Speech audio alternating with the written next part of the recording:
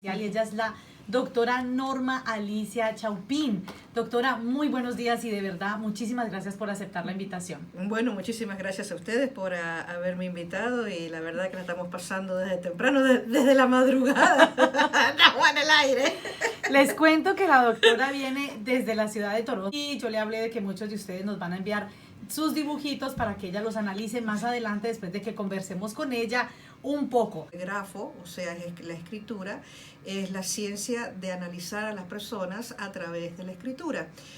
Como dije al principio, cuando estábamos conversando recién, es parte de lo que es la psicología. Hoy por hoy es una rama de lo que es la psicología. Como dije, como estábamos comentando al principio, la psicología o el psicólogo, por lo general siempre analiza a las personas, pero nunca les da una solución. La grafología viene siendo parte, es una rama de lo que es la psicología. ¿Qué es lo que hace el grafólogo? Es muy diferente a lo que hace el psicólogo.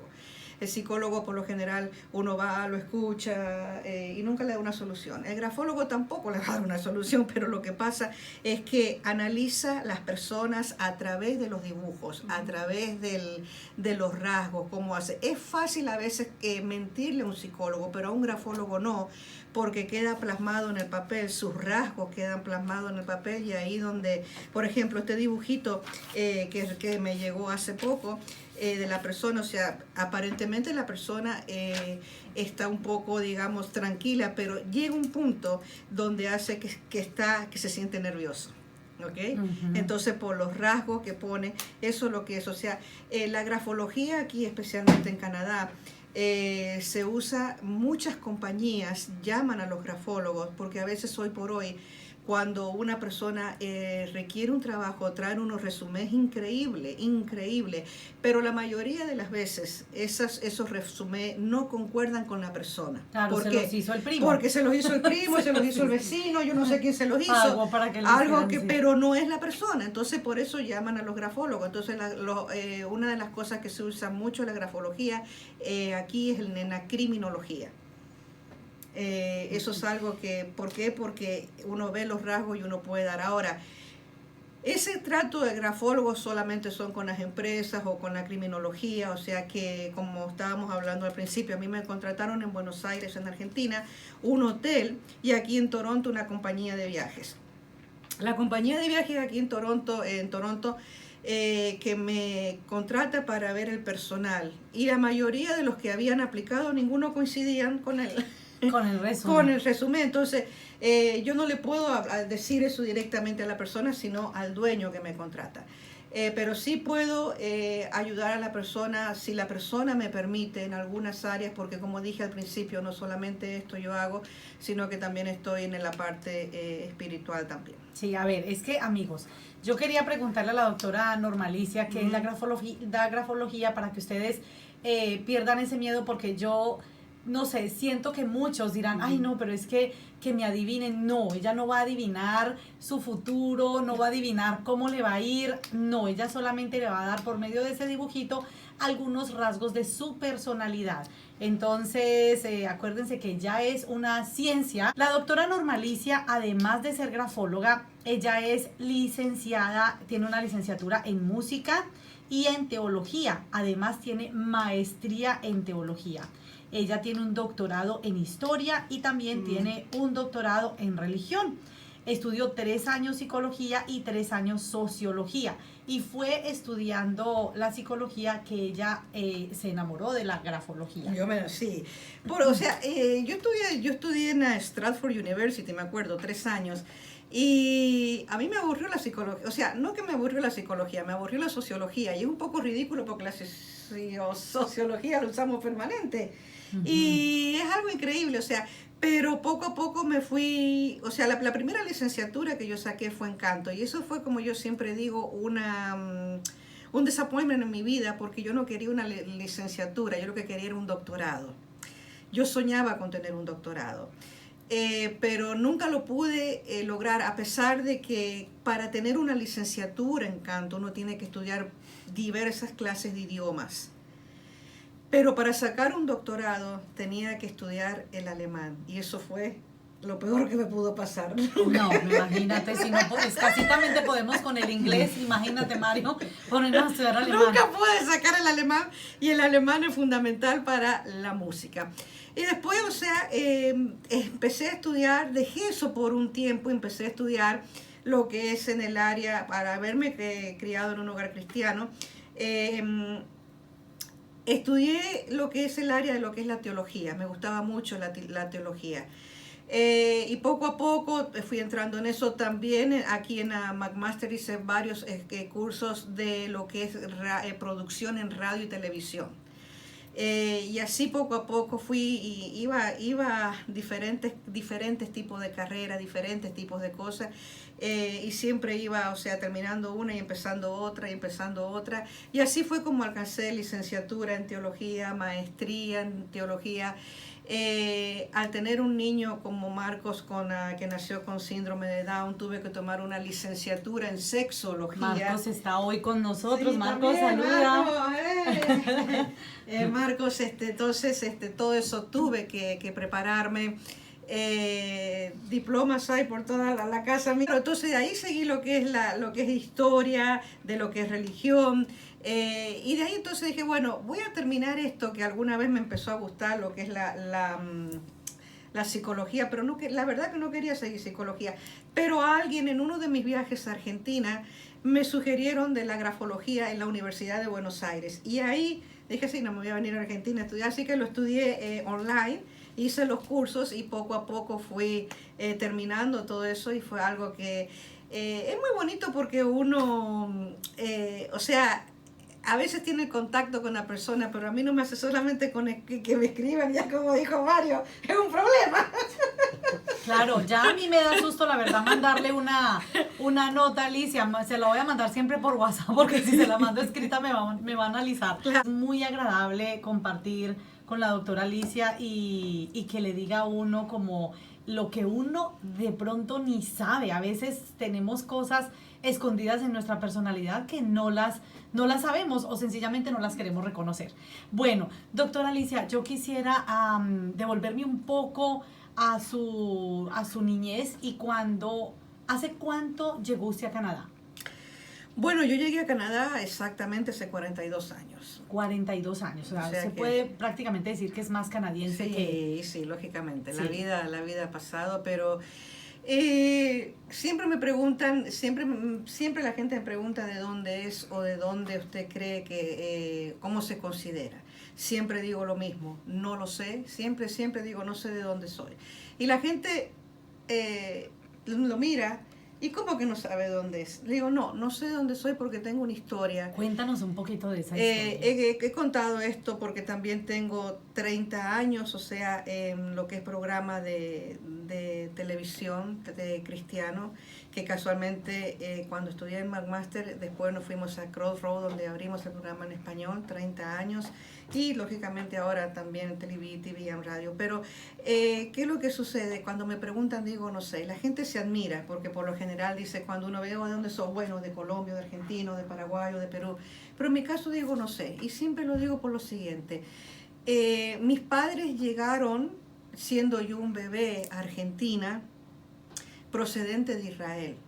O sea, aparentemente nací en Israel, me criaron en Argentina, pero lo que sucede conmigo es que cuando mis padres llegan a Argentina conmigo, por cosas de la vida, me robaron y me vendieron a un hogar de niños, y una familia que no podía tener hijos me adoptó. Entonces me adopta en la podríamos decir, en la cultura, ¿cómo podríamos llamar? La cultura argentina, podríamos llamarla así, ¿no? Uh-huh. Espérate, doctora Normalicia. Tú naciste en Israel, Uh-huh. ¿Tus padres biológicos fueron a Argentina por alguna razón? ¿Llegaron contigo a Argentina? Bueno, lógicamente llegaron, yo era bebé. Claro, por eso. Claro. Ahí me robaron, me roban. Te venden a un orfanato. Me venden a un orfanato, exactamente. Y una familia que no podía tener hijos me crió, digamos, en la cultura argentina, hasta los 14 años. Ahora la gente me pregunta, ¿cómo sabe usted? Bueno, yo lo sé porque mi madre, que me adoptó a los 9 años, me dijo que yo era adoptada. Entonces, ahí donde surge un problemita cuando uno le dicen que es adoptado. El motivo que a mí me dijeron que era adoptada, porque yo siempre reclamaba un hermanito. y ahí mi madre me dice, no, no puedo porque tú eres adoptada, no eres hija nuestra, pero eres adoptada. Pero lógicamente en esos años en Argentina habían tantas cosas, qué sé yo, entonces mis padres deciden traerme a mí a los 14 años, para ya 15 años cumplidos aquí en Canadá. Y lógicamente el motivo que ellos me traían era porque yo iba a ir creciendo, iba a ir investigando, iba a ir viendo las cosas y me iba a enterar de lo que a veces uno no se quiere enterar. Ahora, yo quiero decir lo siguiente, o sea, cuando tú me preguntaste, yo siempre digo, lo he dicho en todos los programas, porque hoy por hoy no tengo temor, porque hoy por hoy han pasado las cosas y hoy por hoy puedo ayudar a muchas mujeres. A mí me criaron en un hogar cristiano y a los 5 años mi padre comenzó a abusarme sexualmente. Entonces por eso yo digo, siempre digo lo siguiente, una cosa es ser cristiano y otra cosa es ser cristino, una cosa es ser convencido y otra cosa es ser convertido. Pero a pesar de eso yo seguí en la fe cristiana porque ahí está mucho el error a veces en la vida de que la gente mira al hombre y no mira a Dios. Entonces, en ese caso mío, yo miré a Dios y no al hombre. Por eso seguí donde seguí. Hoy por hoy fui, siempre digo, yo fui la primera mujer en el año 1989 que le dieron el título de pastora latina aquí en Canadá.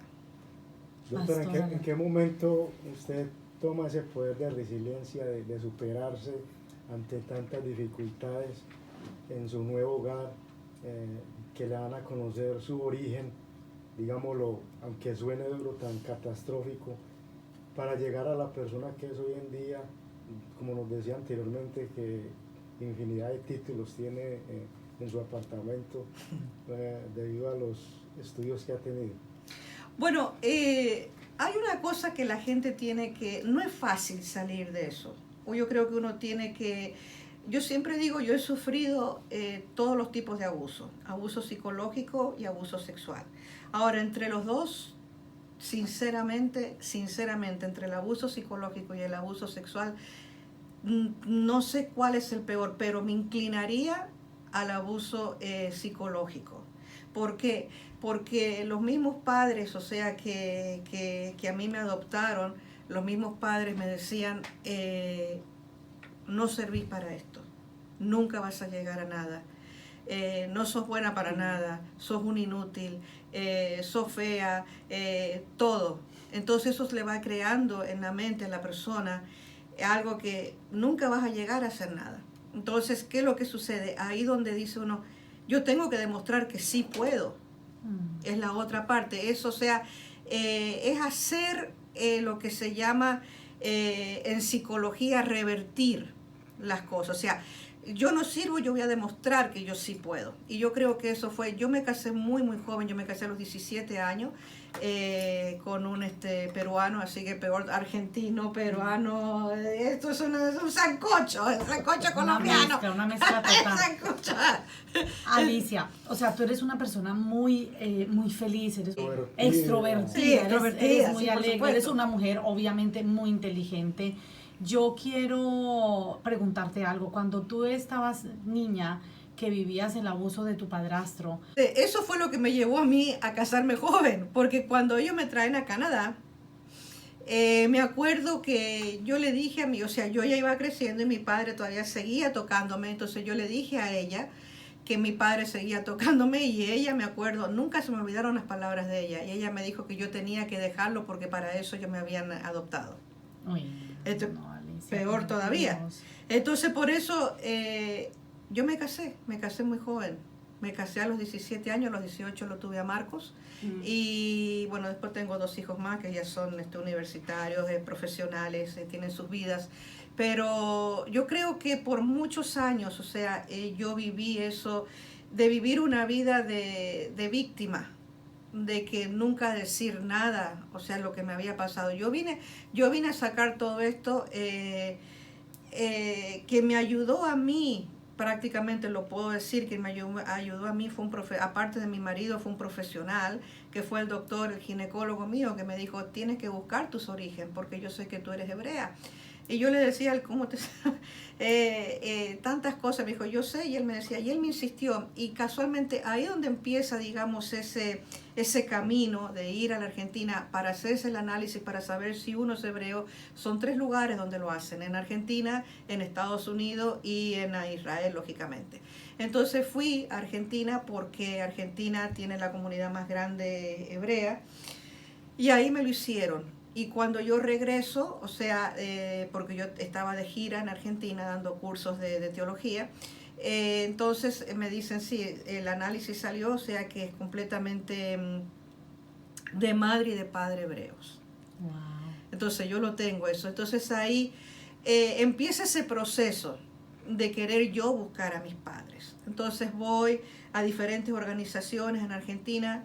Pero había un pero, todos en la vida tenemos un pero, y el pero mío era que yo expuse mi caso y me dijeron que dado que mi acta de nacimiento era falsificada, dado que tantas cosas se había mentido sobre mi adopción, los padres adoptados que yo tenía les pertenecía a cárcel, porque eso es, bajo el código de todo país, eso es robar la identidad de una persona. Claro, total. Abusar de una persona. Son varios cargos que les correspondía a cárcel. Nunca lo hice porque a pesar de todo de lo que yo pasé, me preguntaba, ¿valdrá la pena llevar a unos ancianos ya a la cárcel? Y dejé todo en las manos de Dios. Y perdoné y dejé todo en las manos de Dios, y me quedé con eso de saber, porque yo sabía que ellos iban a ir a la cárcel, sinceramente, por todo lo que hicieron, todas las cosas. Ya ellos ahora siempre digo e insisto, y nadie se va de este mundo sin pagar lo que hacen. Y a pesar de que ellos eran cristianos, la muerte de ellos fue trágica para los dos. Son cosas que a Dios le corresponde saber dónde están. La palabra de Dios me dice, ¿no? Las cosas secretas y ocultas le pertenecen a Jehová de los ejércitos, más a nosotros las reveladas, dice la palabra. Y ahí entonces yo dejé todo en manos de Dios. Creo que ahora tal vez empiece el proceso de buscar, que calculo yo por la edad que yo tengo, que ya sea mi madre o mi padre tengan que estar vivos, calculo. O sea, por la edad que yo tengo. Claro. Pero bueno, esa ha sido mi historia. Bueno, Alicia, pues qué rico que algún día de verdad puedas tú reconectarte con tus verdaderos Vamos a hacer padres. fiesta. Sí, vamos a hacer fiesta aquí en Un Café con Luz. Claro.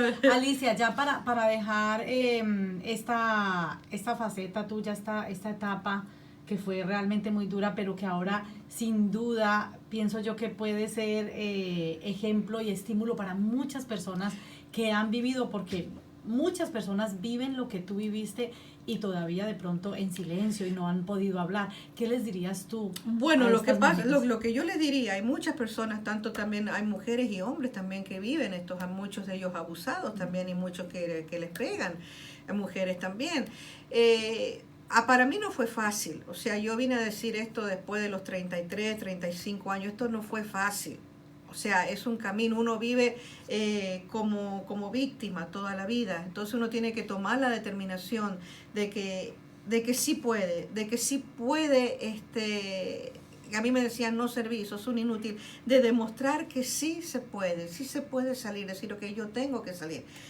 Lógicamente a mí me ayudó mucho, como dije, mi marido, de hay que salir, hay que decir, y cuando lo dije por primera vez, o sea, fue fuerte.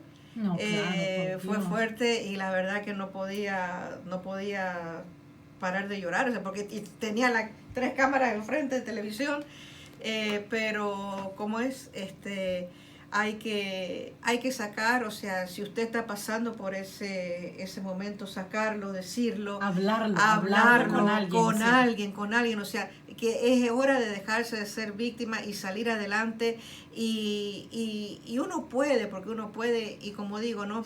Siempre uno va queriendo, o sea, yo volqué todas mis cosas, las fuerzas, todo a Marcos, a los estudios, a la familia, y de poder salir, porque si nos quedamos bloqueados eso con toda la vida, toda la vida no vamos a hacer nada, nunca vamos a llegar a nada, no vamos a quedar solamente en ese punto que me pasó eso y de ahí no vamos a salir.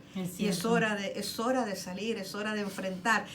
Uno se tiene que enfrentar con el problema, no salir del problema, enfrentarlo, y cuando uno lo enfrenta, ahí puede salir adelante.